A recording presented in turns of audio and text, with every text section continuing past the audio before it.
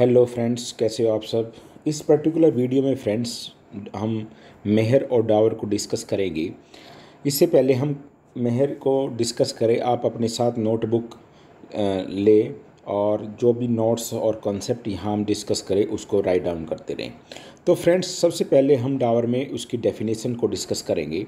मेहर और dower is a sum that become payable by the husband to the wife on marriage either between agreement between the parties और by operation of law. देखो, इस definition में ये बताया गया है कि मेहर वो सम है जो कि हस्बैंड द्वारा पेबल होता है वाइफ को ऑन मैरिज। ठीक है, either between agreement between the parties या ऑपरेशन ऑफ लॉ।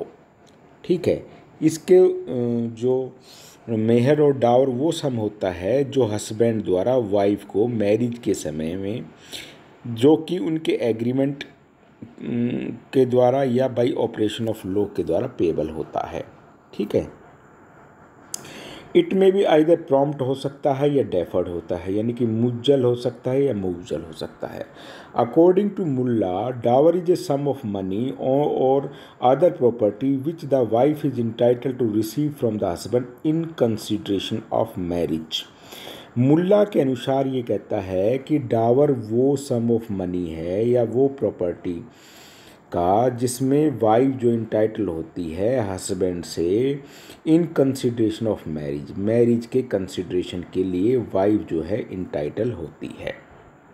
ठीक है, the word consideration is not use in the sense in which word is use in Indian Contract Act. It is an obligation import upon the husband as a mark of respect of wife. देखो, यहाँ पर जो consideration है उसकी वो sense नहीं है जो इंडियन कॉन्ट्रैक्ट एक्ट के तहत है, पहली बात। ठीक है, ये एक तरह का ओब्लिगेशन है जो कि हस्बैंड पर जो है इम्पोज किया गया है as a mark of respect of wife, कि वो वाइफ को मार्क ऑफ रिस्पेक्ट के लिए एक तरह का ओब्लिगेशन है, ये कोई कंसिडरेशन नहीं है।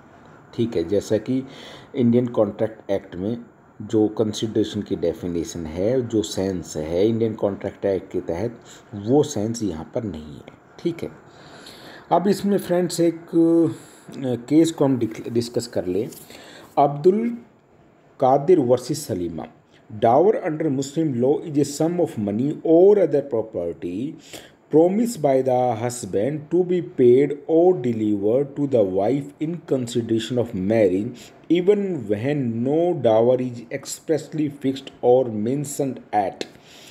तो फ्रेंड्स, इसमें डावर वो सम ऑफ मनी है या कोई प्रॉपर्टी है जो हस्बैंड द्वारा प्रॉमिस किया गया हो, जो कि उसके द्वारा पेड हो या डिलीवर्ड हो वाइफ को मैरिज की कंसिडरेशन के लिए। ठीक है, even when no dower is expressly fixed और mentioned at the marriage ceremony, the law confers the right of dower upon the wife. देखो,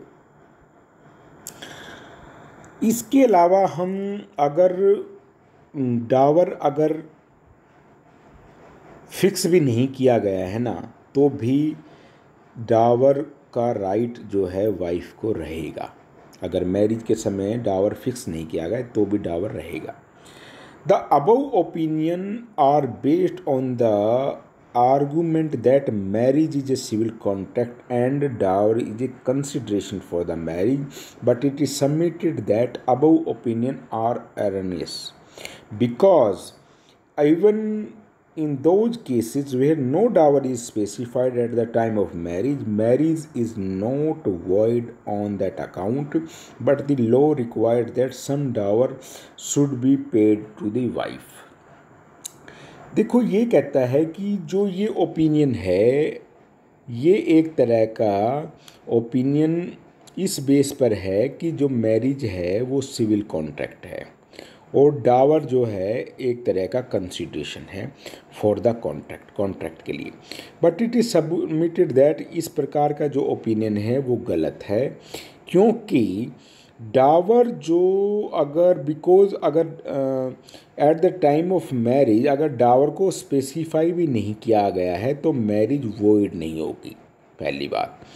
ठीक है, but the law require that some dower, जिसको प्रॉपर डावर भी कहते हैं, should be paid to the wife. अगर marriage के समय में वाइफ का अगर डावर फिक्स भी नहीं है तो वो मैरिज वॉइड नहीं होगा। जैसे इंडियन कॉन्ट्रैक्ट का तहत अगर जर्नली अगर कंसिडरेशन अगर नहीं है पार्टी के बीच में तो एग्रीमेंट विदाउट कंसिडरेशन हम जानते हैं वॉइड है। ठीक है, ऐसे ही लेकिन जो मुस्लिम लॉ है, मुस्लिम लॉ में अगर मान लीजिए डावर फिक्स भी नहीं किया गया है तो मैरिज वॉइड नहीं होगी, वो वाइफ जो है प्रॉपर डावर के लिए इंटाइटल है।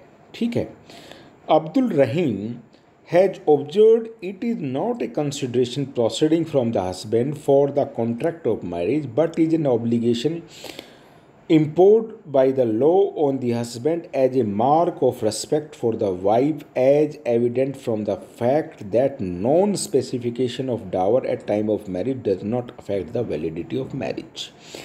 देखो, अब्दुल रहीम ने वही बात जो हमने पहले ऊपर भी डिस्कस की है, यही बात कही है कि ये जो कंसिडरेशन नहीं है हस्बैंड के द्वारा वाइफ का को मैरिज कॉन्ट्रैक्ट के लिए एक तरह का कंसिडरेशन नहीं है, ये एक तरह का मार्क ऑफ रिस्पेक्ट है। हस्बैंड के ऊपर एक तरह का ओब्लिगेशन इम्पोज किया गया है कि वो अपनी वाइफ की रिस्पेक्ट के लिए कुछ जो है डावर वगैरह फिक्स करे। ठीक है, अगर मान लीजिए डावर फिक्स भी नहीं किया गया है तो भी मैरिज तो वैलिड ही होगी और वाइफ जो है प्रॉपर डावर के लिए इंटाइटल होगी।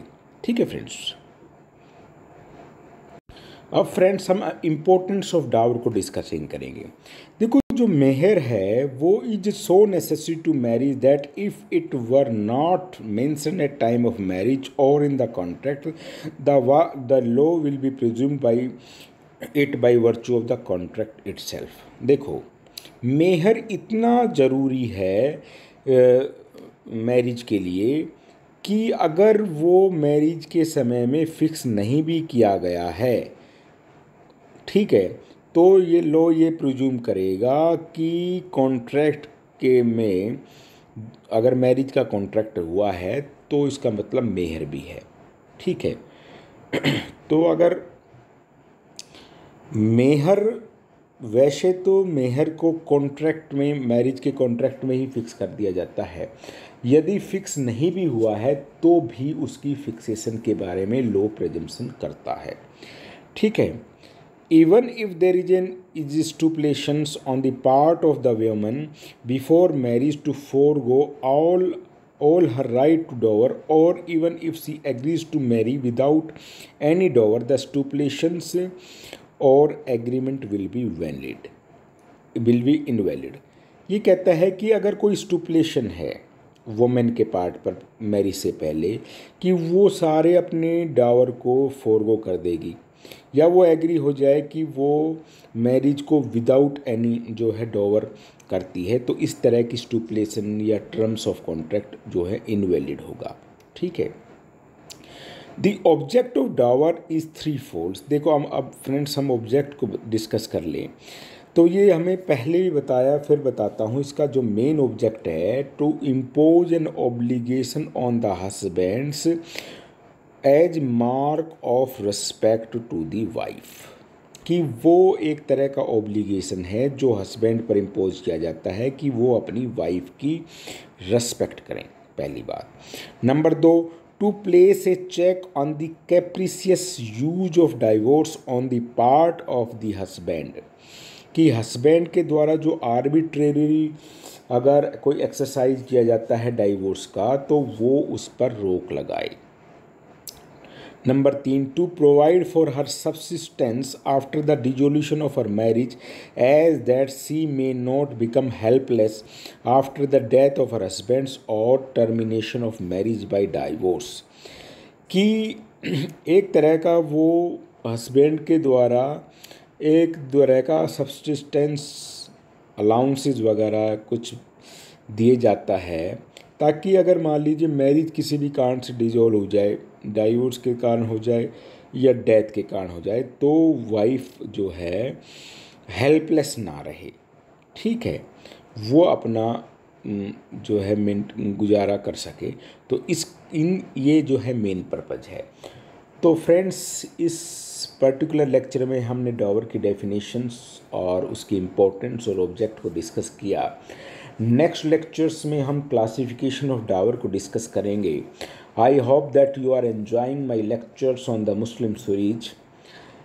If you are enjoying, please like and subscribe and press the bell icon so that you will get the notification time to time. If you have any query and suggestions, please put your suggestions and questions on the comment section so that I will try my best to give the answers.